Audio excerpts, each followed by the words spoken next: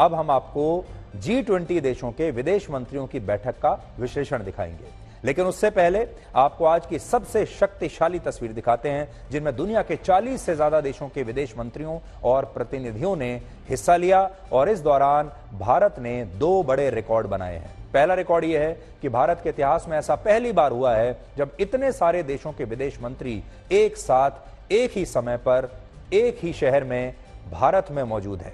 और दूसरा रिकॉर्ड यह कि G20 के 23 वर्षों के इतिहास में ऐसा पहली बार हुआ है जब किसी देश की अध्यक्षता में आयोजित विदेश मंत्रियों की बैठक में लगभग सभी सदस्य देशों से उनके प्रतिनिधि आए हैं। और भारत के विदेश मंत्रालय का कहना है कि ऐसी बैठक इससे पहले कभी नहीं हुई थी। इसके अलावा आज की बैठक में दुनिया की 13 बड़ी अंतर्राष्ट्रीय संस्थाओं ने भी हिस्सा लिया, जिनमें वर्ल्ड ट्रेड ऑर्गेनाइजेशन यानी WTO के डायरेक्टर भी शामिल हैं। G20 को दुनिया के सबसे शक्तिशाली, प्रभावशाली और ताकतवर मंचों में से एक माना जाता है, लेकिन यह भी सच है कि इस ग्रुप के सदस्य देशों के बीच मतभेद होने की वजह से हर बार G20 समिट में कई बड़े देशों के विदेश मंत्री हिस्सा लेने से ही इनकार कर देते हैं। लेकिन इस बार ऐसा नहीं हुआ, ये अपवाद है और इसकी वजह है भारत और भारत के प्रधानमंत्री नरेंद्र मोदी की इन तमाम बड़े बड़े देशों के नेताओं से दोस्ती और उनका प्रभाव। आज जब G20 देशों के विदेश मंत्रियों की बैठक हुई तब इसमें अमेरिका, रशिया, चीन, ब्रिटेन, कनाडा और ऑस्ट्रेलिया जैसे बड़े देशों के विदेश मंत्री एक साथ एक छत के नीचे मौजूद थे। और सोचिए कितनी बड़ी बात है कि इस समय अमेरिका और रशिया के बीच कितनी दुश्मनी चल रही है और हाल ही में इस वजह से अमेरिका के विदेश मंत्री ने अपना चीन का दौरा भी रद्द कर दिया था।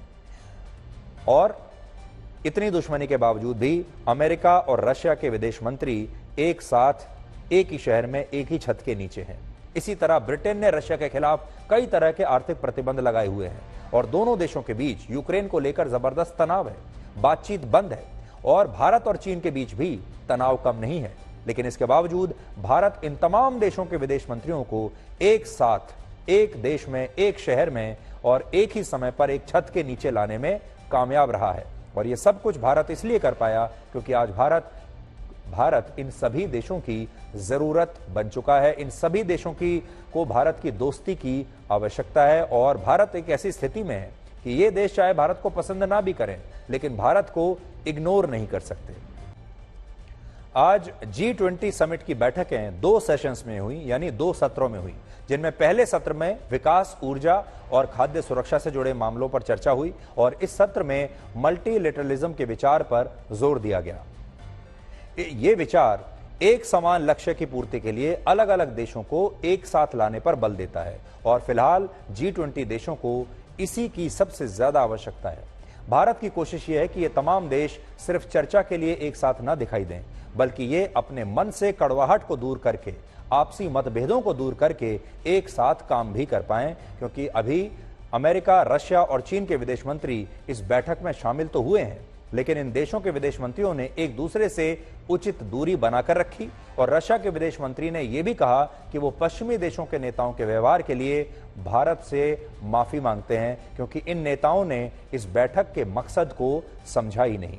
यानी जैसे हमारे देश में आपने देखा होगा, जब किसी के घर में कोई शादी होती है तो बहुत सारे लोग सिर्फ रिश्तेदारी निभाने के लिए या जिसके घर में शादी होती है उसके मान सम्मान और मर्यादा के लिए उसमें शामिल तो हो जाते हैं, लेकिन वो ना तो एक दूसरे से बातचीत करते हैं और ना ही इसमें तस्वीरें खिंचवाते हैं। ऐसे लोग आपस में बात भी नहीं करते और इनके मतभेद हमेशा उजागर रहते हैं। ठीक वैसा ही आज G20 की इस बैठक में भी हुआ। मतभेद इतने ज्यादा थे, अमेरिका के विदेश मंत्री रशिया के विदेश मंत्री से बात नहीं करना चाहते, एक साथ बैठना नहीं चाहते।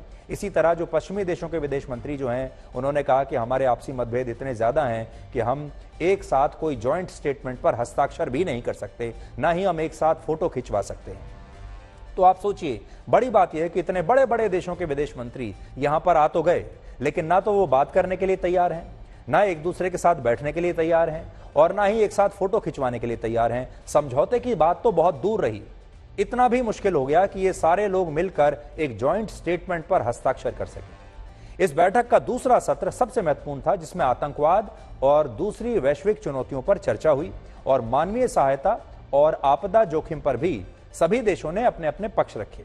लेकिन इस दौरान इस बैठक में अंतर्राष्ट्रीय गुटबाजी दिखाई दी, जिसकी वजह से इस बैठक में शामिल होने वाले सभी नेताओं का एक जॉइंट स्टेटमेंट नहीं आ पाया। यानी ये सारे नेता किसी भी एक ऐसे स्टेटमेंट पर एक साथ राजी नहीं हो पाए जिस पर ये सब हस्ताक्षर कर सके। इसके अलावा इस बैठक से पहले और इस बैठक के बाद इन सभी नेताओं ने ग्रुप फोटो भी नहीं खिंचवाया, जिसे हम फैमिली फोटो G20 में कहा जाता है। और ऐसा इसलिए हुआ क्योंकि रशिया और यूक्रेन युद्ध को लेकर इन देशों के बीच जबरदस्त मतभेद हैं।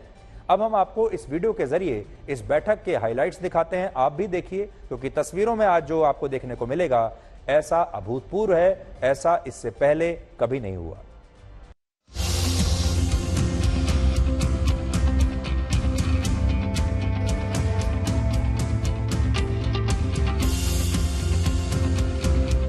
We were not able to bridge it on this particular occasion, whereas as our colleague pointed out from there, we were able to do that with, a number of us were able to do that collectively in Bali. But obviously the Bali situation today, for whatever reason, some countries feel cannot be extrapolated. In fact, this meeting was able to get everybody around the table. And as I said, this is no easy task given the state of polarization in the world.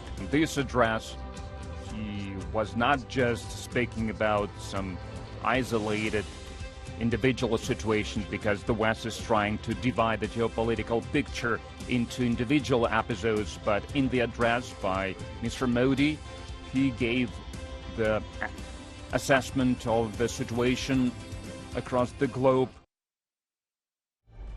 अब आप ये सोचेंगे कि ये सारे विदेश मंत्री अपने अपने देशों से इतनी दूर यहां भारत में आए, दिल्ली में आए, इन्होंने बैठक भी की, फिर भी किसी मुद्दे पर जो है ये एक साथ राजी नहीं हुए, ना ही इन्होंने जॉइंट स्टेटमेंट की और ना ही इन्होंने एक साथ फोटो खिंचवाई। लेकिन ऐसा G20 की पिछली बैठकों में भी होता रहा है, और पिछली बार जब बाली में G20 की बैठक हुई थी तब भी ऐसा ही हुआ था। तब भी इन देशों ने जॉइंट स्टेटमेंट पर हस्ताक्षर करने से इनकार कर दिया था, क्योंकि सहमति बन ही नहीं पाई, और तब भी इन्होंने एक साथ फैमिली फोटो खिंचवाने से भी इनकार कर दिया था। इसलिए ये पहली बार नहीं हो रहा है। लेकिन तब भी भारत की जो बड़ी उपलब्धि है इस दौरान वो ये है कि वो इतने देशों के विदेश मंत्रियों को एक साथ एक छत के नीचे लाने में कामयाब रहा। अब चाहे उनके मतभेद दूर हो पाए या ना हो पाए, लेकिन ये एक अच्छी शुरुआत है, जिससे आपको ये पता चलता है कि भारत की बात ये सारे देश मानते जरूर हैं।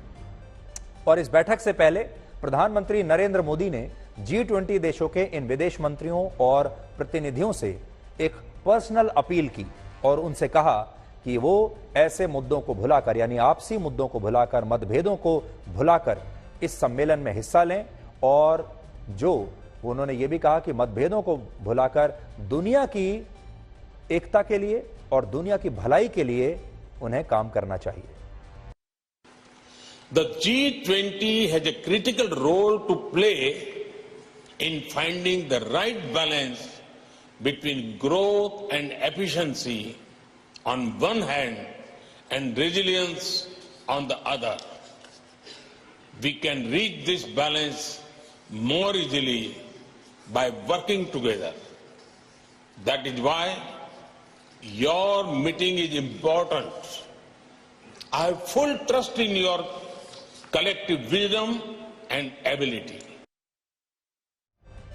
तो मतभेद तो हैं इन सारे विदेश मंत्रियों में, इन सारे देशों की सरकारों में, और आज भी ये बिल्कुल साफ साफ हुआ कि ये लोग मिलेंगे जरूर, क्योंकि G20 के सदस्य हैं और G20 की जो बैठक है ये एक प्रोटोकॉल है, इसमें आना ही होता है। लेकिन बहुत सारी चीजें ऐसी हैं इस बार जो देखने को मिली, जो इन्होंने सिर्फ भारत के लिए किया, या भारत के लिए समझ लीजिए कि प्रधानमंत्री नरेंद्र मोदी के लिए इन्होंने किया।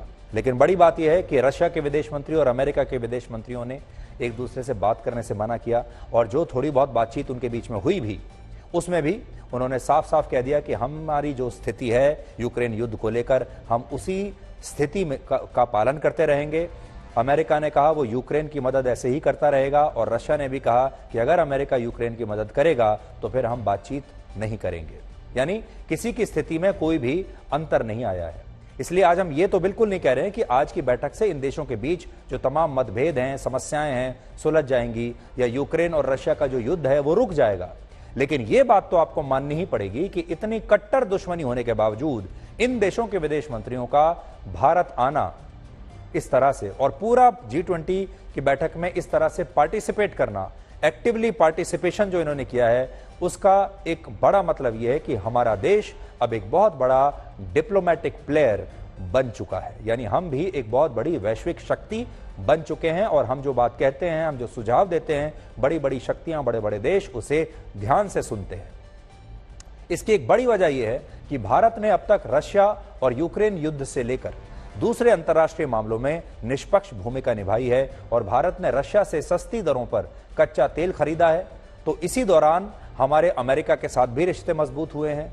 तो हमें जो खरीदना होता है हम रशिया से खरीदते हैं, जो अमेरिका से खरीदना है वो अमेरिका से खरीदते हैं, जो फ्रांस से खरीदना है वो फ्रांस से खरीदते हैं और जो इजराइल से खरीदना है वो इजराइल से खरीदते हैं। अब आप सोचिए, यूक्रेन युद्ध को लेकर फ्रांस भी रशिया के खिलाफ है, अमेरिका भी रशिया के खिलाफ है और रशिया तो है ही, लेकिन इसके बावजूद हम इन सारे देशों के साथ अपनी एक पैरेलल फॉरेन पॉलिसी बनाकर चल रहे हैं। हमें जिससे जो संबंध रखने हैं हम रख रहे हैं, जिससे हमें जो सामान खरीदना है वो खरीद रहे हैं।